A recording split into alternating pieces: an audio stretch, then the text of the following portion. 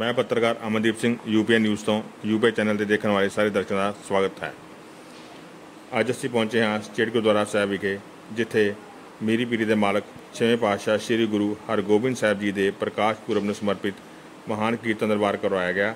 इस महान कीर्तन दरबार के पंथ के महान कीर्तनी जत्थियां ने कथा और कीर्तन द्वारा सारी संगत को निहाल किया। इस दे नाल ठंडे मिठे जल की छबील भी लगाई गई तो गुरु का लंगर भी वरताया गया। वाहिगुरू जी का खालसा, वाहिगुरू जी की फतेह।